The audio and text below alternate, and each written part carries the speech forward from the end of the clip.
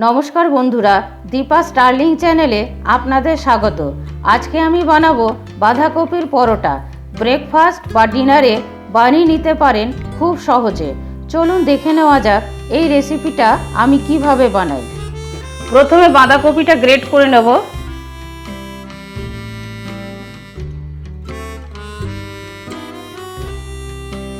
বাঁধাকপিটা গ্রেট করে নিলাম।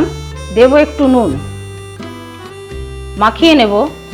এবারে বাঁধাকপির মধ্যে যে জলটা আছে সেটা ঝরিয়ে নেব।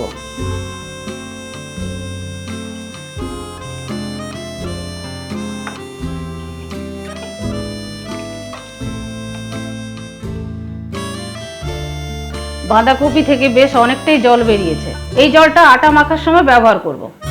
এবারে আটাটা মাখবো। নেব 2 কাপ আটা। এর সাথে দেব 2 টেবিল চামচ বেসন, স্বাদ মতো নুন আর 1 টেবিল চামচ রিফাইন্ড অয়েল। মিশিয়ে নেব সব কিছু। আমি এখানে ময়নে তেল ব্যবহার করেছি, আপনারা ঘিও ব্যবহার করতে পারেন। বেসন, আটা, নুন আর তেল ভালো করে মিশিয়ে নিলাম। এবারে অল্প অল্প জল দিয়ে একটা সফট ডো বানিয়ে নেব। প্রথমে দেব বাঁধাকপি গ্রেট করে রাখা জলটা।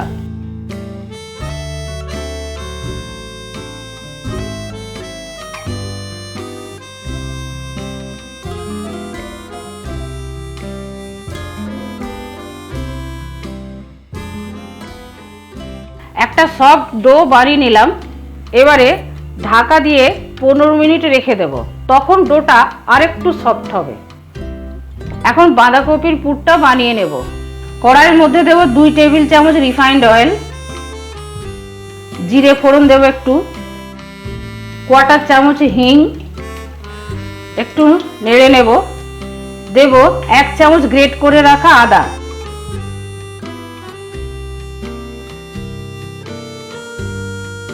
দেব 1/2 টেবিল চামচ জিরে গুঁড়ো আর 1/2 টেবিল চামচ ধনে গুঁড়ো, অল্প একটু হলুদ দেব। ভেজে নেব। অল্প একটু জল দেব যাতে মশলাটা পুড়ে না যায়। আদার গন্ধ চলে গেছে মশলা থেকে। এবারে বাঁধাকপিটা দিয়ে দেব আর দেব কাঁচা লঙ্কা কুচোনো। বাঁধাকপিটা দেওয়ার পর বেশিক্ষণ আর কষাবো না। বাঁধাকপিটা মশলার সাথে ভালোভাবে মিশে গেছে। সব শেষে দেব 1/4 চামচ গরম মশলা। গরম মশলাটা দেওয়ার পর ভালো করে মিশিয়ে নেব। পুরটা বানানো হয়ে গেল। পুরটা বানাবার সময় খেয়াল রাখতে হবে বাঁধাকপিটা যেন বেশি সেদ্ধ না হয়ে যায়। এবারে পুরটা ঠান্ডা করে নেব, তারপরে পরোটাগুলো বানাবো। 15 মিনিট পরে ঢাকাটা খুলবো।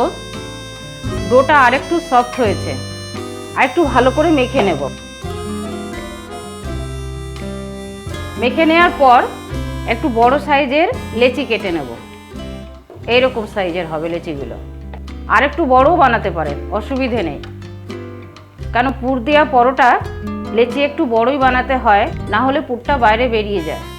এবারে লেচিগুলো একটু চেপে চেপে প্লেন করে নেব, না হলে বেলবার সময় ফেটে যাবে।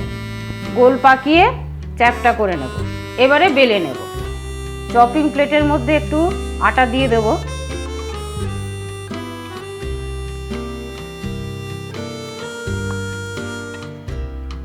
রুটিটা অনেক বড় করে বেলবো। রুটিটা দেখুন অনেকটা বড় করে বেলে নিয়েছি। মাঝখানে পুরটা দিয়ে দেবো। পুরটা খুব বেশি দেবেন না, তাহলে বেলবার সময় পুরটা বেরিয়ে যাবে। এবারে ভাঁজ করে নেব।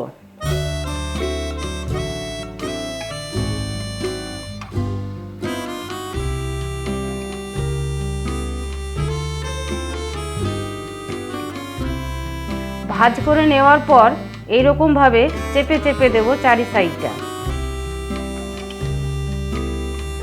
এবারে বেলে আরেকটু বড় করে নেব। হালকাভাবে বেলতে হবে যাতে পুরটা না বেরিয়ে যায়।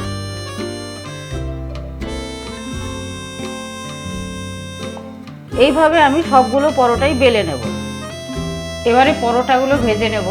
প্যানটা বসিয়ে দিয়েছি, গরম হয়ে গেছে, পরোটাটা দিয়ে দেব। আরেকটা সাইড উল্টিয়ে দেবো। এবারে 1 টেবিল চামচ তেল দিয়ে দেবো উপর থেকে। একটা সাইড দিয়ে দিলাম, উল্টিয়ে দেব। এই সাইডটা তো দিয়ে দেবো। আমি এখানে রিফাইন্ড অয়েল ব্যবহার করেছি, আপনারা ঘিও ব্যবহার করতে পারেন। উল্টিয়ে দেব। তেল দেওয়ার পর দেখুন পরোটাটা ফুলে উঠেছে। এখন গ্যাসের ফ্লেমটা সিম করে দেব, আর এরকম চেপে চেপে চারি সাইডটা ভেজে নেব। এই পরোটাটা ভাজা হয়ে গেছে, তুলে নেব। আরেকটা পরোটা দিয়ে দেব। একইভাবে সব পরোটাগুলোই আমি ভেজে নেব।